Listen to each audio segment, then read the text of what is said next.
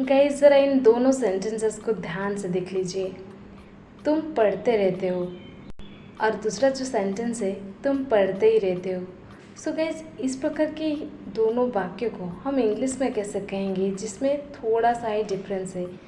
First sentence में हम कह रहे हैं तुम पढ़ते रहते हो और सेकेंड सेंटेंस में हम ये कह रहे हैं तुम पढ़ते ही रहते हो।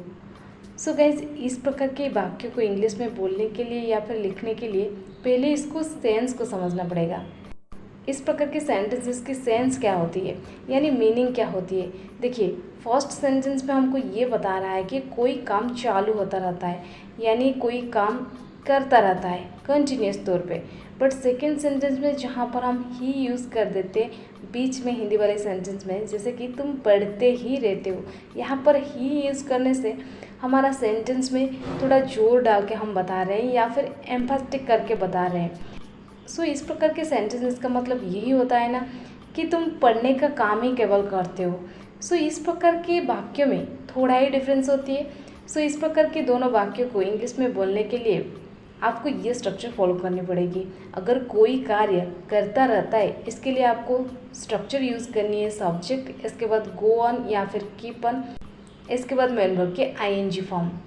मैं आपको और भी एक चीज़ क्लियर कर दूँ, यहाँ पर जो आप गो और कीप देख रहे हैं ये थर्ड पर्सन सिंगुलर नंबर के पास गोज एंड कीप्स हो जाएगा।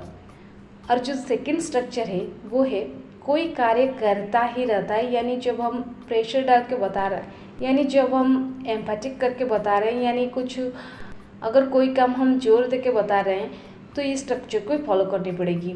पहले आपको लिखना पड़ेगा सब्जेक्ट, इसके बाद डू और डज नथिंग बट, इसके बाद वर्ब की फर्स्ट फॉर्म। अगर यही सेंटेंस पास्ट में रहा तब आपको यूज़ कर देनी है कोई कार्य करता रहा, तब आपको ये स्ट्रक्चर यूज़ कर देनी है सब्जेक्ट के बाद वेंट ऑन या फिर केप्ट ऑन, इसके बाद वर्ब की आईएनजी फॉर्म।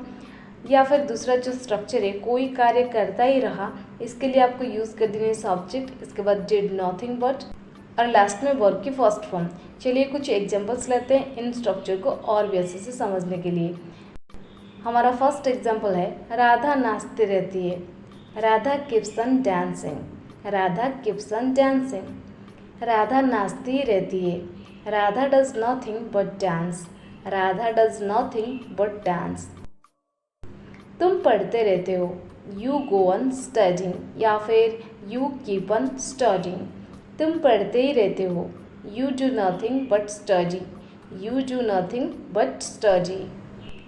फास्ट का एक सेंटेंस देख लेते हैं। राहुल खेलता रहा, Rahul went on playing, Rahul went on playing या फिर Rahul kept on playing, Rahul kept on playing. Rahul खेलता ही रहा, Rahul did nothing but play, Rahul did nothing but play. वो हंसता रहता है, he goes on laughing, he goes on laughing. वो हंसता ही रहता है, he does nothing but laugh, he does nothing but laugh।